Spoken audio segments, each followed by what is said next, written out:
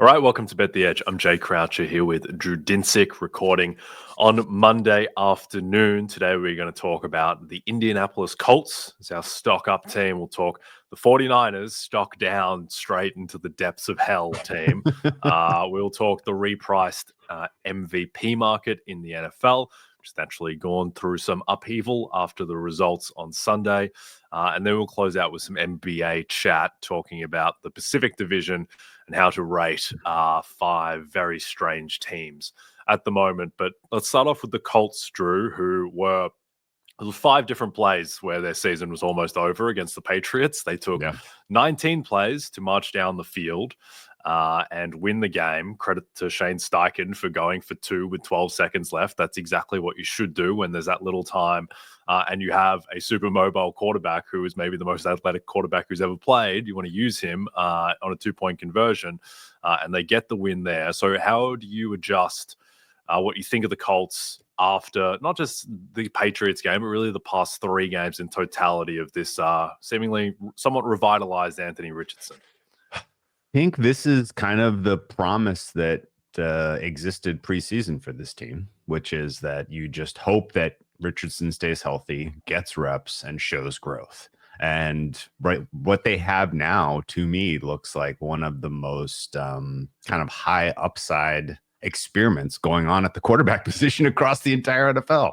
Like, if he continues to develop and gets the other parts to go along with his unreal athleticism, like, yeah, you're in the conversation with the best quarterbacks in the AFC as a going concern, and that's awesome. In combination with an offensive vision that Shane Steichen has that I absolutely love, and in general is makes the Colts a really exciting team. I think for the rest of this season, surely, but potentially into the future. And I think right now it's, I think, correct to have the Colts rated a bit better than an average team on a neutral. I currently have them at 0.7, so not quite 1 point better than an average team on a neutral. I think their offense is 13th. I have their defense right now rated 24th. Most of the offense is because of the kind of beautiful symmetry of the running game and the explosive passing attack. And believe me, there's room for that to continue to go up if the receivers would just start catching some footballs, Jay. Most of the kind of close calls and it's like this is like a unit that's on the cusp of really, really hitting another gear. And I'm hopeful that they find a way into the playoff mix, because seeing them, kind of get a little bit of experience this year and then heading into next year with a little bit of momentum would be pretty important and exciting. Just for the record right now, I have them almost at a dead tie with the Houston Texans in terms of overall rating. Houston's rating almost entirely propped up by their defense. I have the Houston offense rated 19th, defense rated 5th. And I think just in general, the fact that there is scope here for Houston to drop a couple of games coming out of their bye, while Indy has a very, very soft schedule. This could get interesting. Now, I know the Colts have lost 2 head-to-head against the Texans, and they are 2 games behind. So basically, they have to completely flip, this Texans team in terms of total wins accrued this season. But I think there's a chance they can do it. I know that 12-1 is not like an exceptionally exciting price to bet into, but my numbers do say that makes for a bet. And I think you're basically counting on the fact that the Colts could win out here with games at Denver, home versus Tennessee, at the Giants, home versus the Jaguars, get to 10-7, and that the Texans scuffle their way to 9-8, which I think is possible, considering their next 3 games are all games where they're going to be meaningful dogs. The finale is kind of the game that decides this, swings things one way or the other, I would guess. But there's a very real possibility that you're talking about 2 teams with 8 wins heading into the final week of the season, and or potentially even the Colts flipping them before then if the Texans lose all 3 here coming out of their bye. So this is going to be a fascinating race down the stretch. I'm hopeful the Colts get into the playoffs, because I do think that what they are doing now, in particular these last 3 games from Richardson, has shown growth and chemistry, fit with Shane Steichen's vision, and the bye week coming up this week could really kind of help supercharge some of the things that they're doing well, and really kind of launch them into a mode that they are an obvious bet on these final 4 weeks of the season and maybe into the playoffs. Yeah, I think there's suddenly some interesting stuff going on with this team after being relatively uninteresting for the first 2.5 months of the season. And I think it's just all about Anthony Richardson, who I think is a materially different quarterback since the benching, just with PFF grades since he came back these 3 games against the Jets, Lions, and Patriots. He is the 5th highest graded quarterback in the league. And before you think that that's just because of his running value, just purely in terms of passing grade, he is also 5th. And then just, to my casual viewing eye, he looks markedly different. Like he looked completely broken before he got benched. It just like the ball just wasn't coming out right. It was just all over the place. Now, I understand the completion percentage hasn't been there. And yeah, he still has some wonky throws, but for the most part, he just looks a lot better. And he is just getting, the past 2 weeks, he has been screwed by his receivers to levels that the only kind of one that comes off the top of my head that I can remember was just Mahomes in these late game situations last year where Justin Watson and Sky Moore were just absolutely insane drops. Talked about yesterday how Richardson had to throw the game-tying touchdown pass 4 different times before a receiver finally caught it. So I think that there is scope to believe that he is much improved. Now, the degree to that improvement can be debated, and he's gone up against 3 somewhat suspect pass defenses. But the thing is like, okay, Denver, that is tough coming out of the bye, though he is the type of quarterback who is, I think, a little bit more immune to the level of opponent defense just because of how much it creates out of structure. I think maybe his best achievement over these past 3 games is that he was pressured on, I think, 47% of his dropbacks against the Lions and didn't take a single sack. Like he is excelling in that department. He has lifted his game in seemingly in almost every regard. And I think that he's done this with, like, Josh Downs missed against the Patriots, which is a problem with what is behind him. It was the Adonai Mitchell, Alec Pearson kind of gimpy Michael Pittman show. The O-line is really banged up at the moment. Like, they signed Mark Glowinski to play right guard. He last played for the Colts in 2021. I think he got a brief stint on the Giants last year. Danny Pinter was coming in at center for them. So they're very banged up there. They'll get healthier. What I don't really understand about the Colts, though, is their defense, which every time I watch it looks terrible. Drake May completely lit it up. The Patriots didn't punt until 5 minutes left in the 4th quarter. But then you look up and they're 13th in EPA per play. So do you think this defense is just smoke and mirrors and has benefited from a favorable schedule, or is there competence here? It's certainly the former. I think it's smoke and mirrors. I think 13th in EPA flatters them. And I think that they have had a soft schedule and they've done fine, but this is a bottom 10 unit. What did I have my number? I had it up just a second ago, 24th for me. So we're talking about, compatible defensive rating to the Atlantas of the world, right? Like kind of that tier of the Rams, the Raiders. These are not units that are going to win you games. If this team succeeds, it's because coming out of the bye, Downs is back on 100%. The offensive line is getting healthy, and the kind of growth you've seen from Richardson continues to trend upward. And that Denver game that you mentioned coming out of their bye in particular is notable because it's basically a playoff game. Like, you lose that one, your path into the playoffs is virtually nil. You win that one, not only you're still alive for the AFC South, but you are certainly kind of tilted things in your favor for getting that 7th wildcard spot. Yep. Last thing on the Colts, because I didn't envision us spending 9.5 minutes on the Indianapolis Colts, but I mentioned it briefly yesterday. Do you think that if they do finish hot, if they land in the playoffs, if he keeps playing well, do you think Richardson resonates as a comeback player of the year candidate, or are his stats just too bad and the case is too wonky that someone else will leap up, whoever that may be, in this very barren field? It's possible for sure. I think the narrative is fun. The narrative should be compelling to people. I only worry that his rookie season was so abbreviated that people may not even really, kind of give him the time of day. This happened with, Etienne. If you remember, he missed his entire rookie season with injury and then came back the next year and was quite good as a sophomore. But people were like, well, whatever. This is his de facto rookie season. I worry a bit that people are treating this sort of as a de facto rookie season for Richardson. But yeah, I mean, it's a very fun narrative, and I would really, really like competency in the AFC South for the future. Yeah, no, competence would be very much welcome. We may not get it from the San Francisco 49ers in the near term, though. They're a stock down team. They are 5-7. They are plus 750 at BetMGM to make the playoffs. I have them even longer than that, fair, to make the playoffs more in the 11-1 range. And that doesn't bake in as well the fact that they're verging. They're a couple losses away from just shutting it all down. Obviously, that doesn't really matter for the make playoff price because it's all kind of correlated. If they keep winning, they'll keep playing their guys. But at the moment, this team just seems completely broken.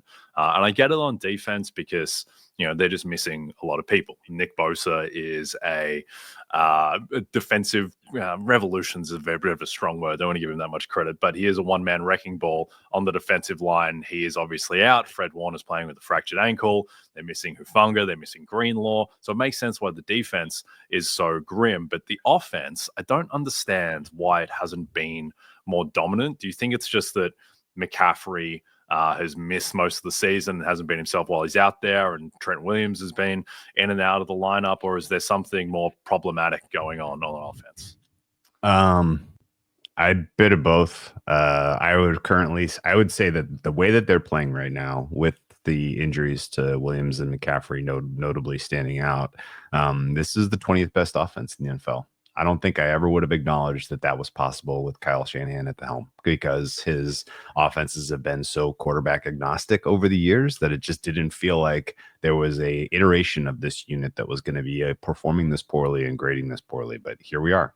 And this is a roster that was built stars and scrubs, and a lot of the stars are hurt, and that's a problem.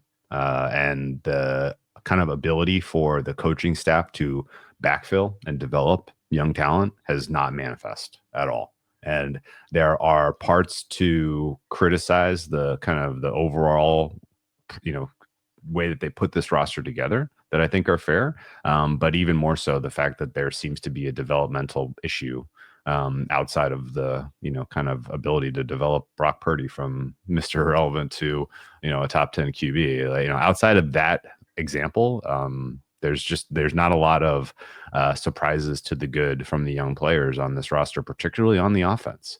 And that's surprising and confusing. And when, kind of to your point about the eye test with Anthony Richardson, the eye test of the San Francisco offense has just not really been passing muster this entire season. It's looked different. It hasn't had innovative wrinkles that are putting defenses into under stress. And I don't know that that's entirely a Christian McCaffrey thing, but certainly feels like, the bright spots of what they did well last year have just been non-factors. And I don't really think that the success that they had last year and the ratings that were just so gaudy for this Niners offense last year were wrong. It just felt like Shanahan was in his, in the zone a little bit more, kind of unexpectedly putting together game plans and strategy and sequencing play calls that was just masterful. And it's just not happening right now. And, I think to the degree that this franchise needed a bit of a wake up call as sort of the state of the players beyond the top line stars, they're getting it. And the idea that, Nick Bosa is so singularly important to this defense that him being out turns them into a bottom 5 unit is wild to me.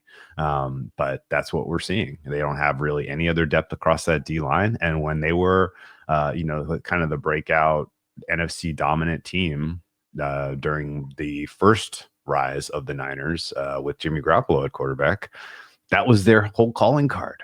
just wave after wave of really talented defensive players across that line that were going to give you a tough time, regardless of how their offense was doing. And then their offense blossoms, and the rest is history. But this is a very, very pedestrian group right now, and certainly the injuries to the future Hall of Famers is kind of the key aspect to it. But I don't think you can put them much higher than 20th right now in terms of offensive rating, and that's that actually has scope to go down, considering who they're kind of priced with right now and some offenses that are playing better. So a couple of weeks ago, the Niners were 5-4 against the Seahawks at home, had been leading for pretty much the entire game. And with 2 minutes, 45 seconds left, they are, what are they? At this point, they're up 4 points. They have 4th and 6 at the Seattle 42. And Kyle Shanahan punted. And the defense at that point was very banged up. Bosa wasn't on the field. And I think that was the moment that the season really ended, where hindsight bias, Geno drives down the field and scores a touchdown, and there's no time left. They lose. But to punt in that spot at 4th and 6 on the 42, and the punt goes into the end zone as well. So congratulations, you had a chance to win the game versus giving up 22 yards of field position. So I think that it was kind of symbolic in a way that, as flawed as this team is, as much as they have struggled, they have also just comically shot themselves in the foot with some of their decision making, where it's insane that they lost these games against the Rams and the Cardinals and the Seahawks. Those just should have been 3 wins in the division, which would have put them now, even with all their other issues, would put them at 8-4 and in the box seat to win the division. And you can try and get these guys healthy and make a run in the playoffs. But the fact that I think conservatism has creeped into a lot of, well, it's not really creeped in. It's always been there with Shanahan. It's always been his Achilles heel.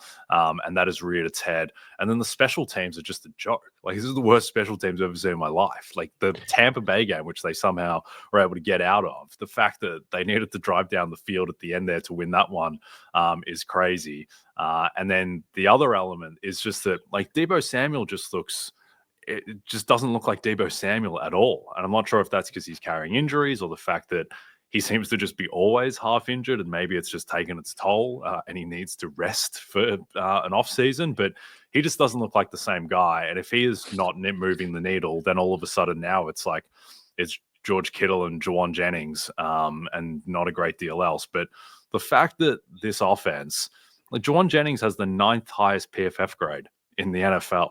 They've just gotten this great Juwan Jennings performance this season, somewhat out of nowhere. Notwithstanding his brief turn as Super Bowl MVP favorite in the live market.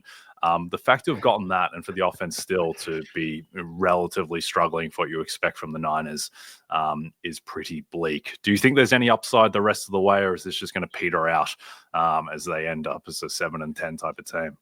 I think the latter. Certainly doesn't feel like the schedule gods are doing them no favors. You're right. If they had something like an 85-ish% win probability in that Seattle game you referenced, most of the Rams and Cardinals games that they lost, they were in the high 90s. That. Those games were impossible to lose, and they found a way. If you're going to combine that with bad injury luck and a difficult, first place schedule, it can all come unwound pretty quickly. And I think that this week is probably, I don't know. The market's still, I guess, going to war with these guys. 3.5 seems very favorable, considering that the Bears are just a covering machine. I know the Bears just fired their coach, but they have extra rest for this one, and they're healthy. This is obviously Bears or pass for me. My fair price on this game is 1.8. I don't agree that the Bears should be outside of a field goal here. And I think, I need to do a little bit of more reading and understanding of sort of what's happening with the Bears as far as, just in-game decision-making this week. But I certainly think that, the Niners are getting the Bears at the wrong time. and just in general, the level of intensity and focus and effort that you saw from the Niners yesterday was pretty indicative of the state of mind of that whole franchise. So yeah, they don't seem like the team that necessarily is going to rally and fight through adversity and get to 10-7, particularly with matchups against Bears, Rams, Dolphins, Lions, and Cardinals remaining. They could this could go real pear shaped. Yeah, it could. I'm old enough to remember, Drew, when Brock Purdy was a minus 250 favorite for MVP. There is a new minus 250 favorite for MVP who people are a bit more comfortable with having those odds, and that is Josh Allen after his heroic turn in the snow, which was fit for MVP cinema on Sunday Night Football. Yeah. He is now minus 250 favorite in the market. Saquon Barkley is the second favorite at plus 400 after he, for about 90 minutes, assumed the mantle of everyone's MVP before he was outdone by Allen. Jared Goff is 9-1. It seems to be very uphill for him now. Lamar Jackson 11-1. Patrick Mahomes 14-1. I don't think anyone else can win the award. Do you think there is a bet to be made at these prices? I mean, I'm still living in this dream world where Patrick Mahomes has enough wins to get it done. So, man, that was a rough weekend for this particular market because of the Lamar Jackson loss and the way that Josh Allen, pulled off the heroics in the snow. MVP cinema, I think, was well said. That's what it felt like. But yeah, I mean, it's December 2nd. Got a long way to go. There's some high-profile games that Josh Allen could lose. And his grasp on this, I think, is tenuous despite the anchoring, despite the belief, despite that it's his turn, it's his time. There's a world where the Bills are 3 seeds and, a 3 seed. And in general, the EPA gap, I think, is irreconcilable between Jackson and Allen. So he's going to have another wrinkle about why he's the guy, because he's not going to have the most impressive stat line. He is also a volatile commodity in that, yes, he happens to have only thrown 5 interceptions this season, but there are lots of stretches of his career where he has gone relatively safe in terms of passing and then had other stretches where it's gone very, very sideways for him. And he has been, had 3 and 4 pick games. He is capable of that. And one of those at the wrong time and, in a really high profile moment, I think could shatter things for him. So I don't really disagree at all that he's a favorite and that he's the meaningful favorite right now. Minus 250 feels like a very obvious bet against. And I think, the sad thing is, for my interests in Mahomes MVP now, which are quite strong, I feel like I need to be cheering for the Steelers to get the 2 seed, which seems achievable but difficult. So this is kind of a tenuous place to be, because 2 seed, second best EPA, it's his time. All of that, like, if he's just is a steady ship on the way in, he probably gets home. But he's not a steady player. He's a volatile player, and a lot of his success this year has been smoke and mirror kind of stuff. Yak, just in general, the defense carrying them at times. Like there are just a lot of factors that have gone into the Bills winning that have not come from MVP Allen. So, and I hate being in this position because he's one of my favorite players to watch. I love watching him play. It's so fun, and it stinks to be basically hoping for an implosion from a player of this caliber. But that's where I am now. Yeah, I think, I agree. I think that he is the second best quarterback in football after Mahomes, but just purely in terms of his regular season MVP candidacy, I think you put it well recently when you said that, I think you said it, that he is kind of this year's version of Dak Prescott last year. And I think that he is, in a way, I think he's a rich man's version of Dak Prescott last year, but it's the same concept where both of these guys are kind of the guys that everyone wants to vote for. Everyone wanted to vote for Dak over Brock Purdy. It was a really fun story. Everyone loves Dak Prescott, but Prescott had he was like a bubble who needed to float through this very difficult schedule at the end of the season because he had, he was in a wild card for a lot of his MVP candidacy, and he didn't have MVP level pedigree like Mahomes, Lamar, Allen. And so he needed to float through that schedule, and then he got absolutely torched, ironically, by Allen in Buffalo, and then it was just kind of all over.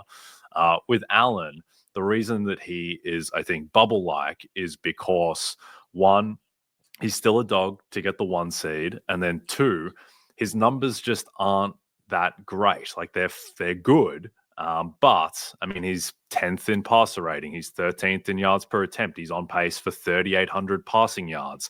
Like these aren't typical MVP level numbers. His EPA is excellent, but overall, if he takes a loss or 2, then I think that it's going to burst a little bit. And if you think that, like, everyone now, like after last night, or Sunday night, after the snow, after the hook and ladder, everyone is just kind of anointed Josh Allen, and I get it. And if it was week 16, I would kind of agree. Yes. But there's 5 games to go. There's a lot of season left, and I think that just the way I would think about this market is just kind of visualize how it's going to feel if Josh Allen, who will be a dog going into Detroit, which will be the biggest game of the week, how is it going to feel if he loses that game? And he's more than 50% to lose that game naturally. And then all of a sudden you look at the numbers and it's like, well, Lamar Jackson's got better stats in every single category imaginable, basically, than Josh Allen.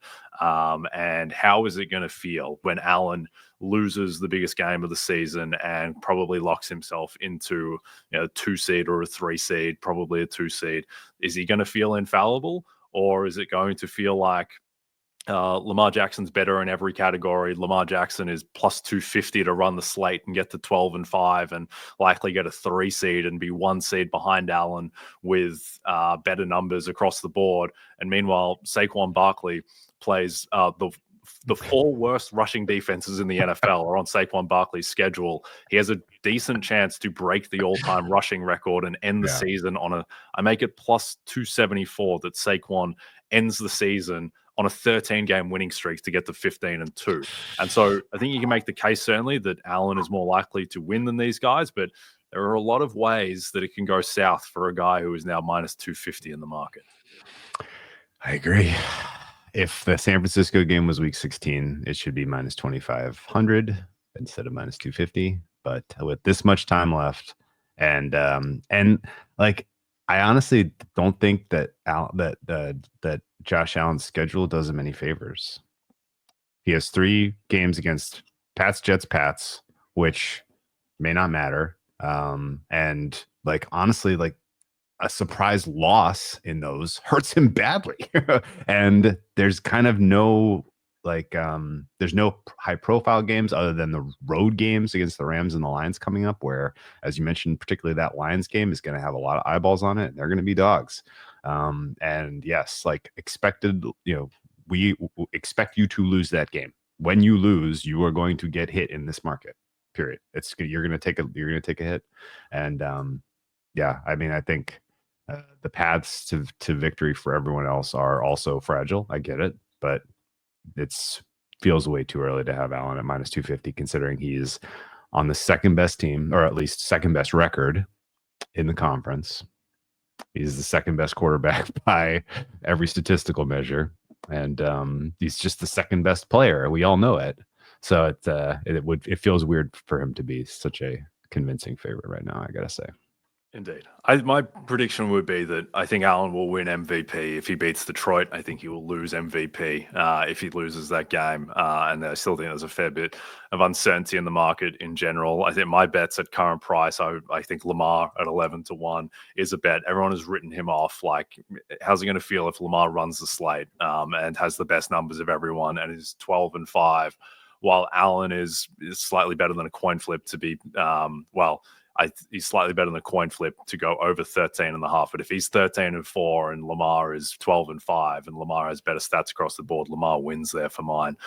So I think that Lamar 11-1 is good. I think that Saquon in the 5-1 range also I think is good. So those would be the soldiers I go to war with. There's still some outlier chance for Mahomes, but I think now with what Barkley did, with what Allen did, that Mahomes is going to have to end on a real tear, and he's got to run the slate. Like another loss, and Mahomes is and he is done. So it's going to be fun, and I'm glad there's 5 weeks left instead of 2 because there's plenty of room still for drama. All right. It's an AFC West showdown between Justin Herbert and Patrick Mahomes in Kansas City this Sunday night. Coverage of the matchup with major playoff implications begins at 7 p.m. Eastern, only on NBC and Peacock. As you all know by now, we've teamed up with BetMGM this season. We'll be using BetMGM lines to make all our picks, and we'll have special offers for our listeners each week. If you haven't signed up to BetMGM yet, use bonus code BETEDGE, and you'll get up to a $1,500 first bet offer on your first wager with BetMGM. Here's how it works. Download the BetMGM app and sign up using bonus code BETEDGE. Deposit at least $10 and place your first wager on any game, and you'll receive up to $1,500 in bonus bets if your first bet loses. Just make sure you use bonus code BETEDGE when you sign up. See BetMGM.com for terms. 21 plus only. U.S. promotional offers not available in New York, Nevada, Ontario, or Puerto Rico. Gambling problem? Call 1-800-GAMBLER. Available in the U.S. Call 877-8-HOPE-NY or text HOPE-NY 467-369 in New York. Call 1-800-NEXT-STEP in Arizona, 1-800-327-5050 in Massachusetts, 1-800-BETS-OFF in Iowa, 1-800-981-0023 in Puerto Rico. First bet offer for new customers only, subject to eligibility requirements. Rewards are non-withdrawable bonus bets that expire in 7 days in partnership with Kansas Crossing Casino and Hotel. Don't forget, if you haven't signed up for BetMGM yet, use bonus code BETEDGE and get your $1,500 first bet offer today. Okay, let's close out with the NBA Pacific Division. The Suns and Warriors are both plus 150, joint favorites for the division. The Lakers are plus 550. The Kings are 25 to 1. Sorry, the Clippers much shorter at 9 to 1. Do you think there is a bet to be made in this market? And just broadly, who do you think is the best team in this team? I have very, very low confidence with my answer, and I'm going to say the Suns ? The Suns current, the Suns healthy, yes, it's them, but they are they fragile. And as currently rostered, the Clippers for me would be 5th, but with a healthy Kawhi Leonard, the Clippers for me would be first. So there is all kinds of shuffling to do here. Let me kind of go macro here and tell you where I'm at.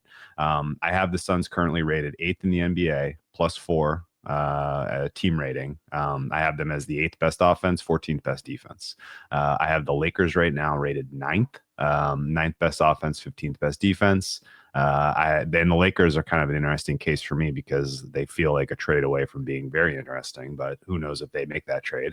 The Kings for me are 3rd in this division at 11th overall, 7th best offense, 18th best defense. I have them as a plus 3.7.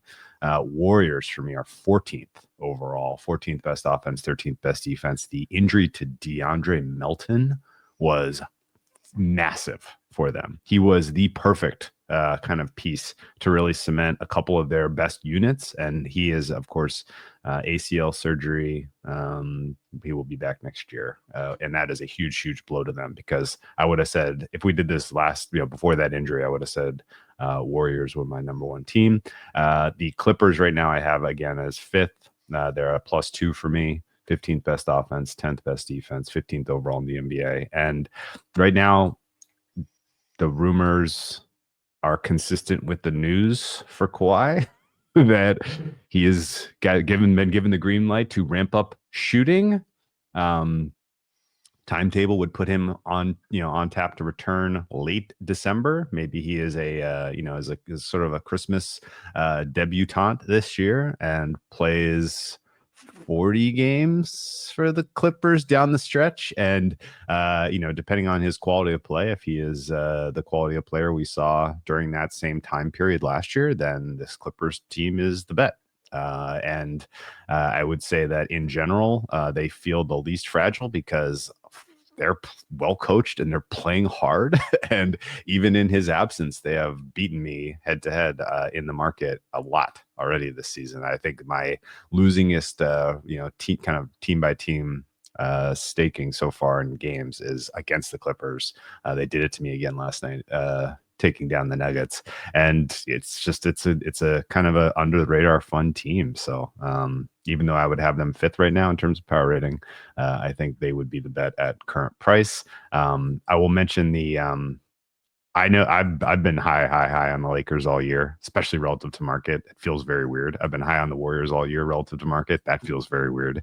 And the Suns, I think, are kind of the most fragile case here. They do at least have kind of redundancy in terms of elite offensive players with with their 3 stars, but yeah, we're already seeing age impact some of some of their availability, and that can continue as we get into the more difficult portion of their schedule from a rest standpoint. So Phoenix to me looks the most fragile, but I think right now they're the best.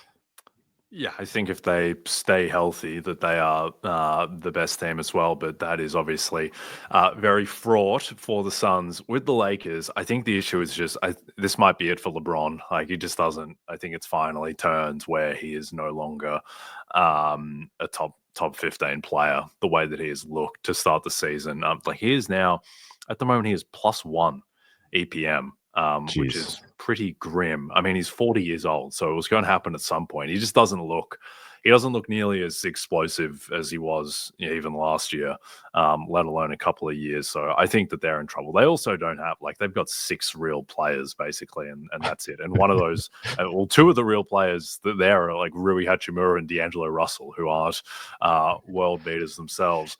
The Clippers, I guess the Clippers defense is just awesome. They've got the number 4 defense, and they have really good defensive personnel. Like Vika Zubac is a really good regular season rim protector. Derek Jones Jr., Chris Dunn, they have good personnel. So perhaps that is real, and it'll only get better if Kawhi returns. But the offense is just not going to be that good. But Harden is still, I think, at a level where he can keep them hovering in the low 20s. Right now, they're the 23rd ranked offense. That seems about right given their talents. And if they're going to be the 23rd ranked offense and the 4th ranked defense, right now they have the 10th best net rating. I would guess that they're going to fade at some point, and Harden getting hurt would just be a catastrophe. Where then all of a sudden you've got the worst offense in the league. To me, though, the most interesting team in the division, weirdly, is the Kings, who probably came into the season as the most known commodity of these 5 teams in theory, even with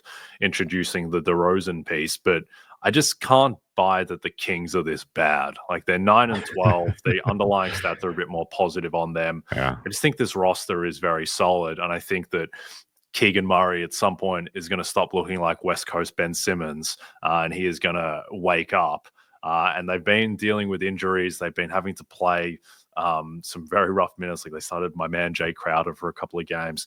I think that as they get healthier, as they figure out their rotation, as they start making some threes, I think that they will be. I don't think they're a tier below really any of these teams for regular season kind of wins projections. I think that these teams are all fairly bunched together, with the Clippers having a bit of downside and the Lakers being vulnerable if LeBron is going to keep looking like this. But what do you think of the Kings?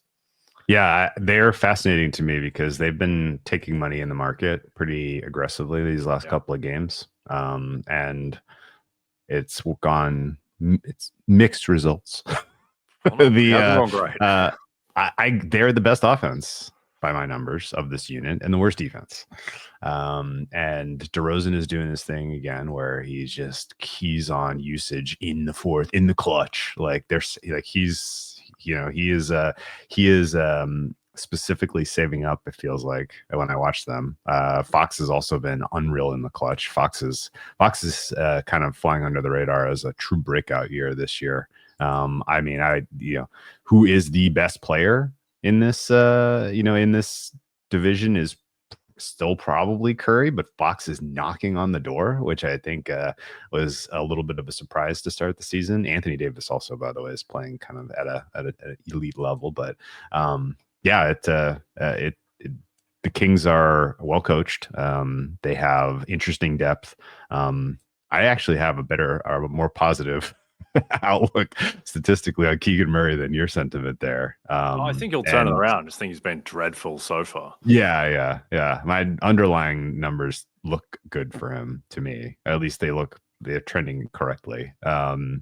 And yeah, you still have kind of useful bench minutes from guys like Malik Monk and Kevin Werder. And I think the Kings are a fascinating team, and they're very fun to watch. They could steal this for sure. So the margins between the Pacific teams are very freaking narrow. That was kind of really what I was trying to get across in reading off all my rankings. Like, you could have said, hey, I want you to make an argument that they should be in this order, and I probably could have done it with a straight face. This even includes the Lakers, who, again, like, if they make the right move, like, all of a sudden are super interesting.